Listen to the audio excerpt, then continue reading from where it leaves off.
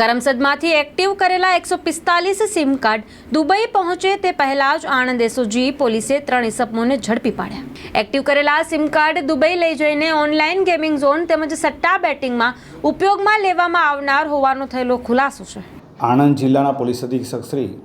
બંસલ સાહેબે એસઓજી અને એલસીબીની ટીમને ગેરકાયદેસર પ્રવૃત્તિ કરતા, ખોટા દસ્તાવેજો બનાવતા તથા ખોટા સિમ કાર્ડ અન્ય વ્યક્તિઓના નામે મેળવી અને ગેરકાયદેસર પ્રવૃત્તિ કરતા ઇસમોના વિરુદ્ધમાં કાયદેસરની કાર્યવાહી કરવા માટે સૂચના આપેલી। જે અનુસંધાને અનામ હેડ કોન્સ્ટેબલ જલાભાઈ તથા પોલીસ કોન્સ્ટેબલ જગદીશભાઈને બાતમી હકીકત મળેલ કે કરમસદના સોમાભાઈ રેસિડન્સીના મકાન નંબર 27માં રહેતા ચિરાગ સુરેશભાઈ સોલંકી પોતાના ઘરે અન્ય વ્યક્તિઓના નામે એક્ટિવ કરેલ સિમ કાર્ડ રાખી અને પોતાના મિત્ર જૈમિન ચીમનભાઈ ઠાકોર જે દુબઈ ખાતે રહે છે તેને મોકલવા માટે એકત્રિત કરેલ હોવાની હકીકત મળેલી છે। જે આધારે એસઓજી અને એલસીબીની સંયુક્ત ટીમે રેડ કરતા ચિરાગ સુરેશભાઈ સોલંકીના ઘરેથી 145 જેટલા સિમ કાર્ડ તથા 14 જેટલા ડેબિટ અને ક્રેડિટ કાર્ડ મળી આવેલા। આ બાબતે તે ચિરાગ સુરેશભાઈ સોલંકીની પૂછપરછ કરતાં હકીકત એવી જાણવા મળેલી છે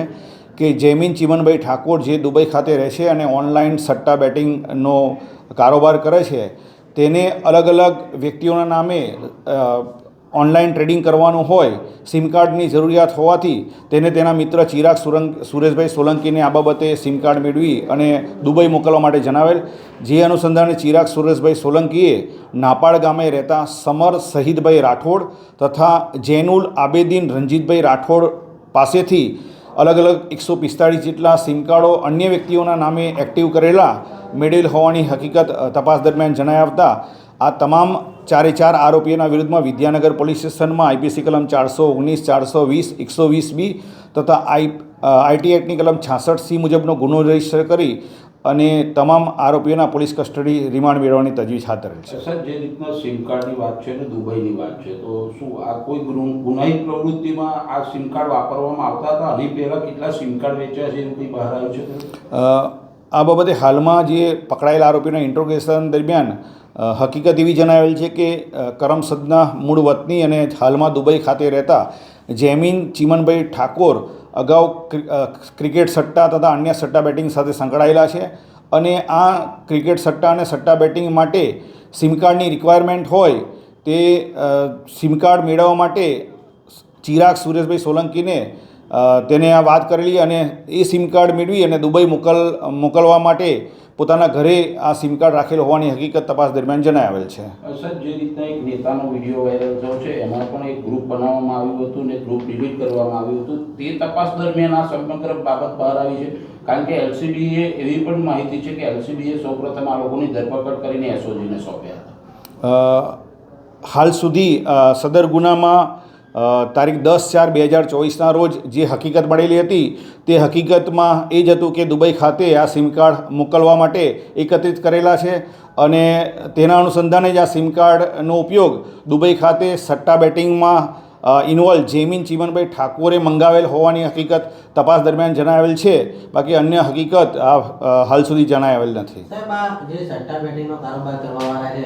આણંદમાં પણ મોટા પાયે સટ્ટો ચલાવતા હોય એવું ધ્યાનમાં આવ્યું? હાલ સુધી આ આરોપીના ઇન્ટ્રોગેશન દરમિયાન અહીંના કોઈ લોકલ આરોપીનું ઇન્વોલ્વમેન્ટ હોય, કોઈ ક્રિકેટ સટ્ટામાં અથવા અન્ય કોઈ વ્યક્તિના હોય એવું ઇન્વોલ્વમેન્ટ કોઈ જણાવેલ નથી। કારણ કે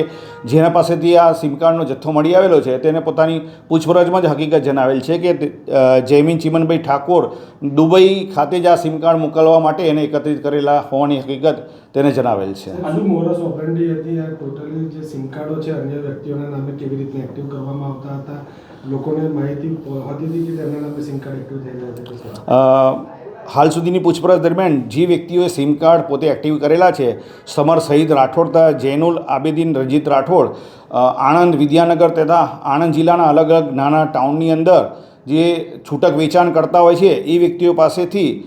અલગ અલગ 200થી લઈને 500 સુધીમાં એક્ટિવ કરી એરટેલ કંપનીના તમામ સિમ કાર્ડ એક્ટિવ કરે છે અને ત્યાર પછી આ સિમ કાર્ડ ચિરાગ સુરેશભાઈ સોલંકીને 1200થી લઈ અને 1500 રૂપિયામાં વેચાણ આપતા હોવાની હકીકત તપાસ દરમિયાન જણાવેલ છે। સાહેબ, આમાં એક દુકાનદારની પણ પૂછતાછ કરવામાં આવી હતી એવી પણ માહિતી છે, તો એ શું દુકાનદારનું કોઈ ઇન્વોલ્વમેન્ટ હતું ખરું? આ બાબતે હાલમાં જેટલા પણ વ્યક્તિઓની જ્યારે રેડ કરી ત્યાર પછી હાલ સુધીની પોલીસ કસ્ટડી દરમિયાન જેટલી પણ ઇન્ફોર્મેશન પોલીસને મળી છે તે બાબતે તપાસ કરી 3 આરોપીને એરેસ્ટ કરેલા છે. આ સમગ્ર મુદ્દાઓ બાબતે તપાસ કરવા માટે આજરોજ આ 3 આરોપીને નામદાર કોર્ટમાં રજૂ કરી અને પોલીસ કસ્ટડી રિમાન્ડ મેળવી આ તમામ મુદ્દાઓ બાબતે તલસ્પર્શી તપાસ હાથ ધરવામાં આવનાર છે.